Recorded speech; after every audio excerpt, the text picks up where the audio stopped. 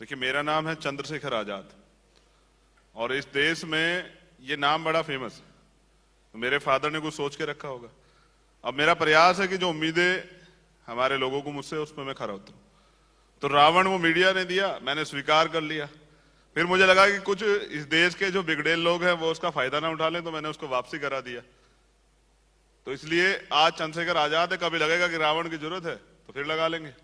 तो चंद्रशेखर आजाद अब राजनीति भी करेंगे या इसी तरीके से आंदोलन करते रहेंगे? देखिए, चंद्रशेखर आजाद अभी राजनीति नहीं करने वाले, क्योंकि भीम आर्मी एक बहुत बड़ी टीम है, पूरे देश में काम करती। कल मैं गुजरात था, वहीं से वापस लौटा हूं। तो हम लोग अभी अपनी सोशल मूवमेंट को मजबूत कर रहे हैं और प्रयास कर रहे हैं कि ये मूवमेंट इतनी मजबूत हो जाए कि लोग तानाशाह ना रहे। तो आपने मुझे बुलाया, बहुत बहुत शुक्रिया।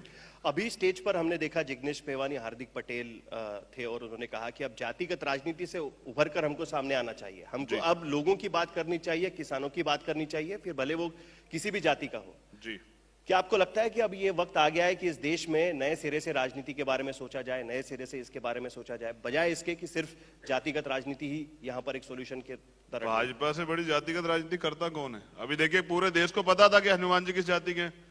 ये तो योगी जी ने बताया। तो जातिगत राजनीति तो वो लोग करते हैं, हम तो 85% की बात करते हैं। इस देश के SC ST OBC minority, transgender, धार्मिक अल्पसंख्यक, सब लोग की बात करते हैं। तो आपने मुझे बुलाया, आपके सवाल बड़े महत्वपूर्ण, लेकिन मैं कुछ प्रकाश डालना चाहता हूं 1 मिनट के लिए। देखिए, भीम आर्मी पूरे देश में स्टूडेंट विंग खड़ी कर रही है, क्योंकि बड़ी समस्या यूनिवर्सिटी और कॉलेजेस में हो रही है। तो बहुत जल्द हम उसकी घोषणा करने वाले। भीमा कोरेगांव में जा रहा हूं, महाराष्ट्र में। वहां के किसी विधायक ने, कोई मिलन एकबोटे नाम के, जिन्होंने पहले दंगा कराया था, संभाजी भिड़े और वो लोग, तो उन्होंने एप्लीकेशन गिरी कि चंद्रशेखर को रोका जाए। लोकतंत्र है, किसी के बाप का वो नहीं है कि कोई किसी को रोक देगा। मैं जा रहा हूं, सरकार को चाहिए, अगर वो चाहते माहौल खराब ना हो, ऐसे दंगाई लोगों को नजरबंद करके घर में बंद रखे जब तक मैं वहां रहूंगा। ऊना कांड जो हुआ था, पूरे देश ने देखा, सब लोगों को पता था। ऊना कांड में जो पीड़ित थे, 2 साल 4 महीने हो गए। भाजपा का चाल चरित्र देखिए, कहते हैं कि हम दलितों के हितैषी हैं। ना आज तक उनके लिए सरकारी व्यवस्था नौकरी में हुई, ना उनको रोजगार मिला, ना उनके लिए जमीन की जो बात कही थी वो नहीं हुई। वो आज उन्होंने कुछ दिन पहले राष्ट्रपति के यहां घेरी एप्लीकेशन कि वो इच्छा मृत्यु चाहते हैं। भीम आर्मी है, हम उनको मरने नहीं देंगे, हम उनके साथ खड़े, उनकी लड़ाई लड़ेंगे, ऊना मार्च करेंगे। किसी भी सूरत में अगर कहीं भी कोई दलित को, OBC को, माइनॉरिटी पे, ट्रांसजेंडर का अत्याचार होगा, उनकी लड़ाई लड़ेंगे, चाहे लाठी खाएंगे, जेल जाएंगे, सब चीजें करेंगे। याद आती है हमको दलित पैंथर की मूवमेंट शुरू हुई थी महाराष्ट्र में, और वहां पर उसमें से जो नेता उभर कर सामने आए थे, उसमें से एक नेता थे रामदास आठवले। आज हम देख रहे हैं रामदास आठवले राजनीति में कभी कांग्रेस कभी बीजेपी, इसके बीच में झूम रहे हैं। क्या आपको लगता है कि यही अंत होने वाला है, अगर इसी तरीके से यही राजनीति अगर करनी है तो? देखिए, तभी तो अभी मैं राजनीति नहीं कर रहा हूं। अभी तो मैं तैयार कर रहा हूं ऐसे लोगों को, क्योंकि मैं राजनीति अकेला व्यक्ति जो ऐसा हूं, मुझे लगता है कि किसी को समर्पण करके काम करना पड़ेगा। तो मैं बहुजन मूवमेंट को वहां ले जाऊंगा जहां साहब काशीराम 97 में लेके गए थे। 12 साल में साहब काशीराम ने राष्ट्रीय पार्टी बना दिया था BSP को। तो मैं बहुजन मूवमेंट को बहुत मजबूत चलाऊंगा, और आपके माध्यम से बता रहा हूं कि पूरे देश में हम लोग डिमांड कर रहे हैं कि ये जो बहुजन समाज के लोग हैं, जो कमजोर वर्ग के लोग हैं, आर्थिक रूप से सशक्त लोग नहीं है, इन लोगों के लिए सरकार लाइसेंस की व्यवस्था कराए, चाहे उसके लिए लोन दे। जब अंबानी जी को लोन मिल सकता, क्या इन गरीबों को लोन नहीं मिल सकता? तो अब इनको हम मरने नहीं देंगे, इनके लिए लोग हम लड़ रहे हैं और लड़ते रहेंगे। लेकिन यूपी में हमने देखा कि आप रासुका में जब आपको गिरफ्तार किया गया था, आप ही के दलितों की राजनीति करने वाली मायावती, आपके बारे में एक बार भी उनका बयान नहीं आया।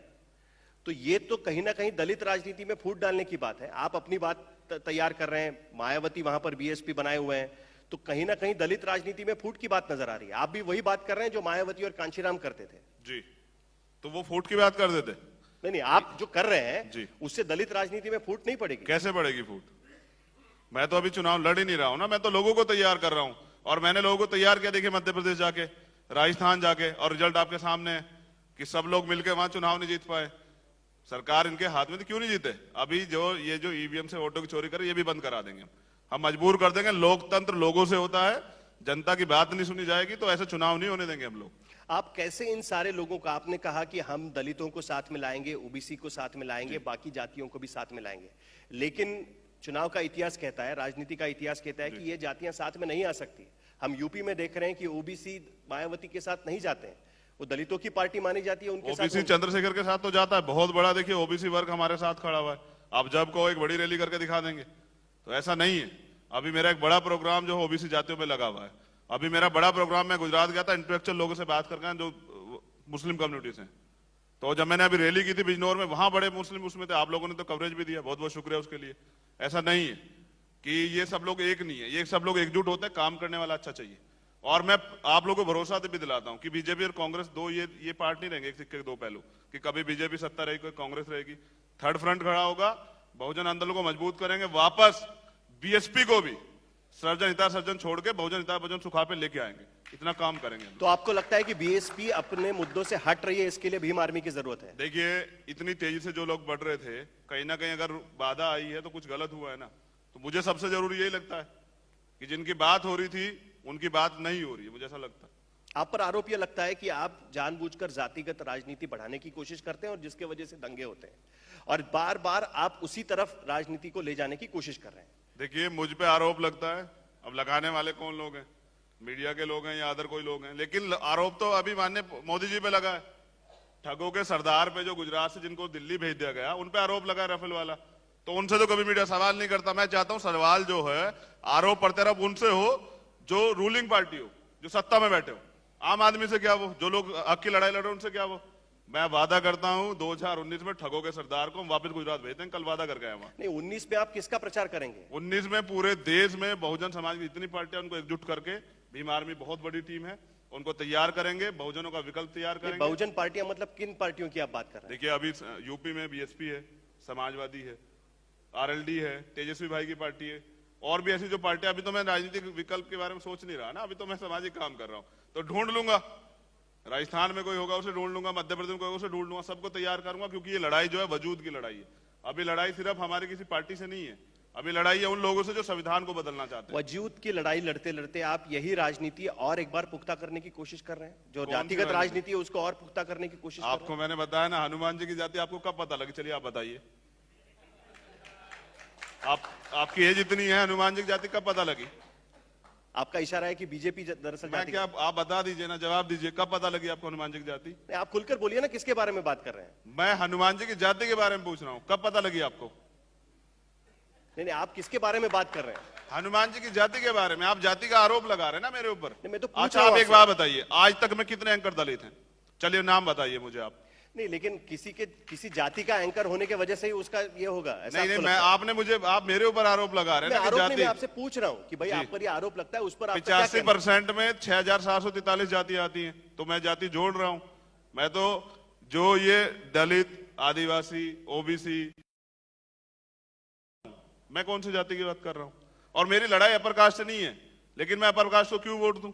मैं क्यों उनको नेता बनाऊं? बाबा साहब ने राजनीतिक अधिकार इतना मजबूत दिया, ये मैं उनको दे दूं? क्यों?